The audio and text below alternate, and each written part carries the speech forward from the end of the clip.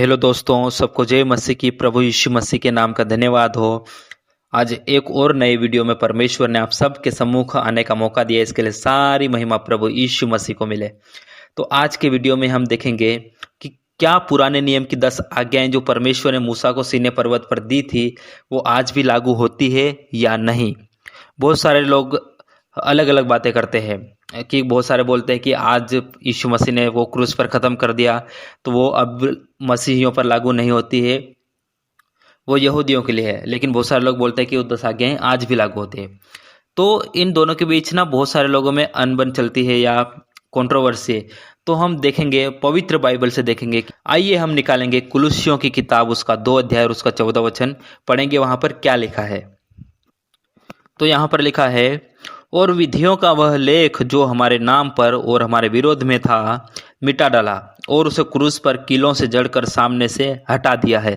तो यहाँ पर हम देखते हैं कि और विधियों का वह लेख जो हमारे नाम पर और जो हमारे विरोध में था मिटा डाला और उसे क्रूस पर कीलों से जड़कर हमारे सामने से हटा दिया। यानी कि यीशु मसीह ने क्रूस पर खत्म कर दिया वो विधियों का लेख, है ना, जो हमारे नाम पर और हमारे विरोध में जो बात करता था वो यीशु मसीह ने क्रूस पर खत्म कर दिया। लेकिन बहुत सारे लोग क्या बोलते हैं, आप यहाँ पर ध्यान देना कि विधियों का वह लेख, है ना।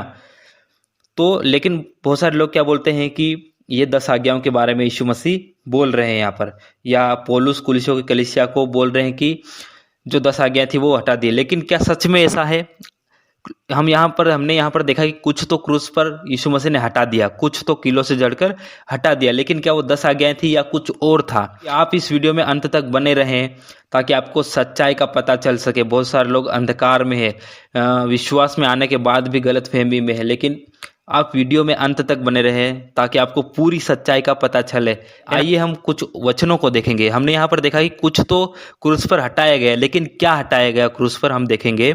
उसके लिए हम निकालेंगे व्यवस्था विवरण 4 अध्याय उसका 13 और 14 वचन। बड़े ध्यान से सुनना, बड़े ध्यान से पढ़ना, बड़े ध्यान से समझना ताकि परमेश्वर की बात को आप गहराई से समझ सकें। आइए हम निकालेंगे।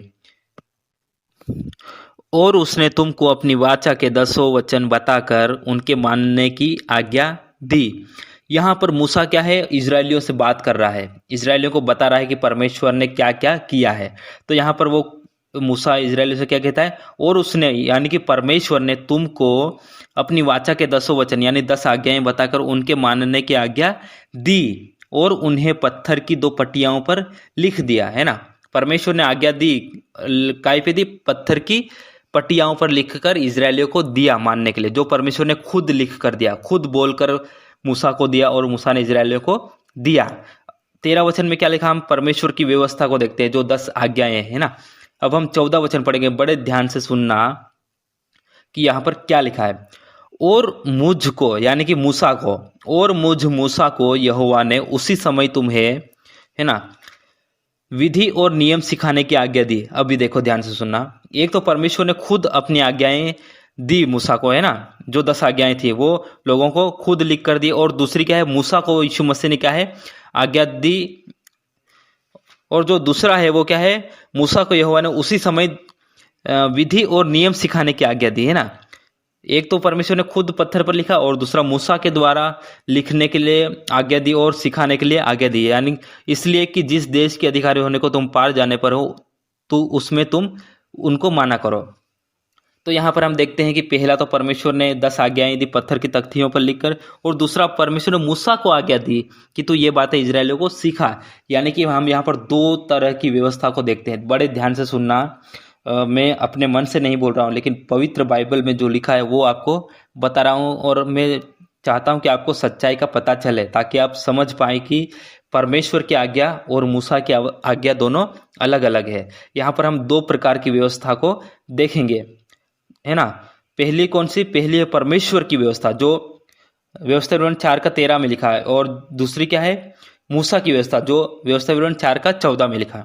अब ये तो एक वचन है, लेकिन मैं आपको और भी वचन बताता हूं ताकि आपको अच्छे से समझ में आ सके कि मूसा की व्यवस्था और परमेश्वर की व्यवस्था अलग अलग है, ताकि आपको पता चले कि यीशु मसीह ने जो क्रूस पर खत्म किया वो है क्या आखिर। आइए हम निकालेंगे दूसरा राजा उसका 21 अध्याय और उसका 8 वचन। क्या लिखा वहां पर? यहाँ पर लिखा है, और यदि वे मेरी सब आज्ञाओं के, यानी कि परमेश्वर बोल रहा है यहाँ पर कि और यदि वे मेरी सब आज्ञाओं के हैं, यानी 10 आज्ञाओं के, और मेरे दास मूसा के द्वारा दी हुई व्यवस्था के अनुसार।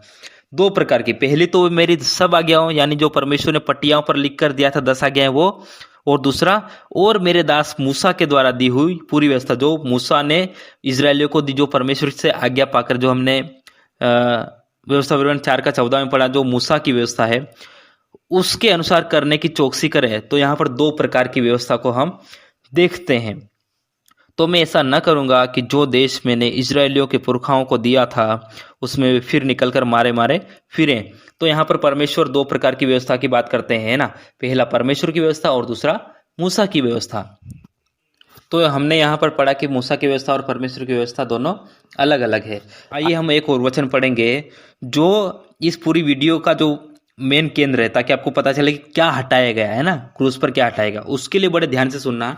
दानियल की किताब उसका 9 अध्याय और उसका 11 वचन क्या लिखा है यहाँ पर, बड़े ध्यान से सुनना। वरन सब इजरायलियों ने तेरी व्यवस्था का उल्लंघन किया और ऐसे हट गए कि तेरी नहीं सुनी, है ना। यहाँ पर जो इजरायली लोग हैं वो क्या है, परमेश्वर की व्यवस्था को उन्होंने टाल दिया, है ना, परमेश्वर की व्यवस्था से वो पीछे हट गए, है ना। इस कारण जिस शाप की चर्चा, बड़े ध्यान से सुनना, है ना, पहला तो परमेश्वर की आज्ञाओं का उल्लंघन किया इजरायलियों ने, इस कारण हुआ क्या उनके जीवन में। इस कारण जिस शाप की चर्चा परमेश्वर के दास मूसा की व्यवस्था में लिखी हुई है वह शाप हम पर घट गया, क्योंकि हमने उसके विरुद्ध पाप किया।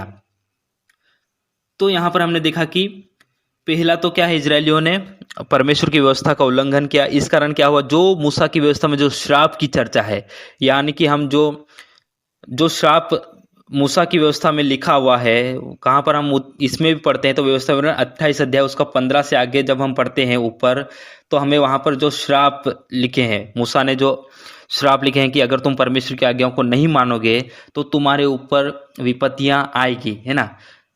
क्यों आएगी, क्योंकि तुम परमेश्वर की व्यवस्था का उल्लंघन करते हो, है ना। अगर तुम परमेश्वर की व्यवस्था को नहीं मानोगे तो जिस शाप की चर्चा मूसा की व्यवस्था में लिखी हुई है वह क्या है, तुम पर आएगी, है ना। तो यहाँ पर भी हम दो प्रकार की व्यवस्था के बारे में देखते हैं। तो आपको समझ में आ रहा है कि परमेश्वर की व्यवस्था और मूसा की व्यवस्था दोनों अलग है ना।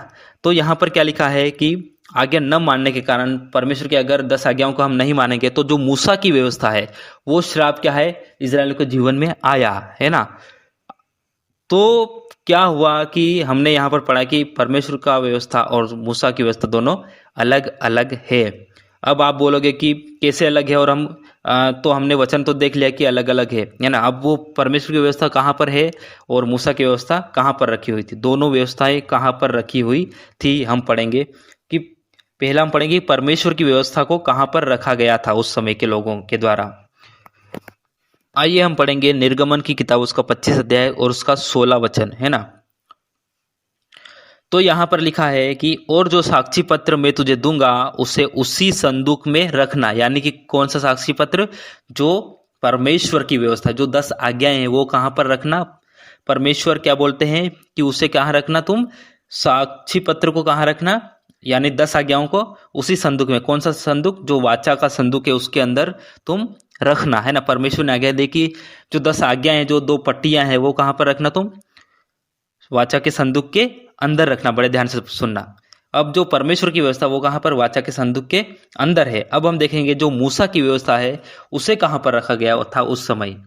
उसके लिए हम पढ़ेंगे व्यवस्था विवरण उसका 31 अध्याय और उसका 26 वचन। यहां पर क्या लिखा, व्यवस्था की इस पुस्तक को, कौन सी, जो मूसा की व्यवस्था है ना, जो मूसा की व्यवस्था, परमेश्वर की व्यवस्था हमने पढ़ा वो कहां पर रखी गई है, वाचा के संदूक के अंदर। अब मूसा की व्यवस्था को कहां पर रखा गया, यहां पर हम पढ़ेंगे व्यवस्था की इस पुस्तक को लेकर अपने परमेश्वर यहोवा की वाचा के संदूक के पास रख दो, है ना। ध्यान से सुनना, पास रख दो कि यह वहां तुझ पर साक्षी देती रहे।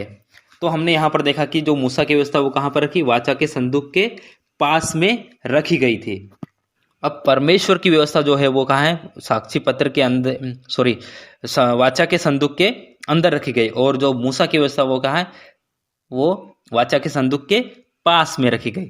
तो हमने यहां पर देखा इन सारे वचनों के द्वारा कि परमेश्वर की व्यवस्था और मूसा की व्यवस्था दोनों अलग अलग हैं। अब हम वापस आएंगे उस वचन पे जो हमने सबसे पहले पढ़ा था, कुलुस्सियों की किताब उसका 2 अध्याय और उसका 14 वचन कि आखिर क्रूस पर यीशु मसीह ने क्या खत्म किया। आइए हम निकालेंगे कुलुस्सियों 2 का 14।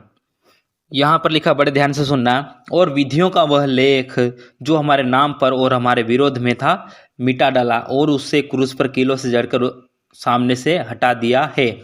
यहाँ पर लिखा कि विधियों का वह लेख जो हमारे विरोध में और हमारे नाम पर था वो उसे क्या है, मिटा डाला। कौन सा लेख? विधियों का वह लेख।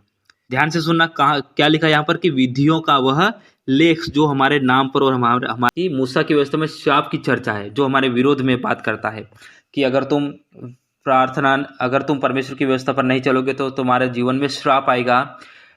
वो कहाँ पर? मूसा की व्यवस्था में लिखा गया था, है ना।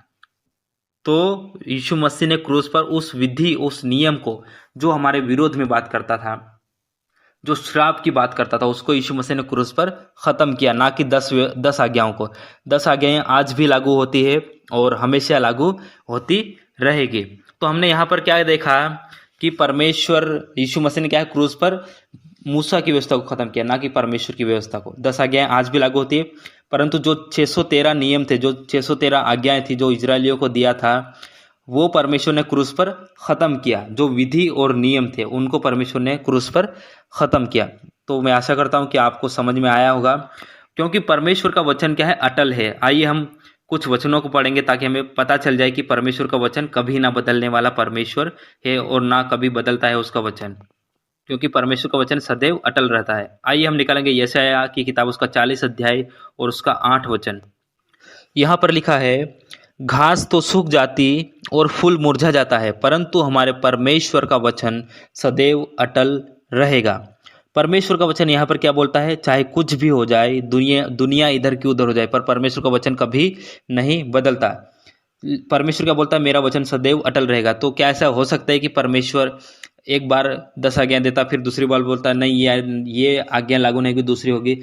परमेश्वर अपनी बात पर टिका रहता है, वो कभी ना बदलने वाला परमेश्वर है ना। उसका वचन जैसा आप शुरू में था वैसा ही आज भी है और आगे भी रहेगा। तो मैं आशा करता हूँ कि आज के वीडियो के द्वारा आपने आशीष को पाया होगा, और इस वीडियो को अपने तक ही सीमित ना रखें, वरन और भी लोगों के पास भेजिए, ताकि मेरे विश्वासी भाई बहन जो अंधकार में है, जो इस बात से क्या है अनजान है ना, वो अनजाने में वो 10 आज्ञाओं को नहीं मानते हैं, तो उन तक भी भेजिए आप, ताकि उनको समझ में आए और वो सीखे। पवित्र आत्मा आप सबको समझने की सामर्थ्य दे। प्रभु यीशु मसीह आप सबको आशीष दे। इस वीडियो को अधिक से अधिक शेयर करें। आप सबको जय मसीह की।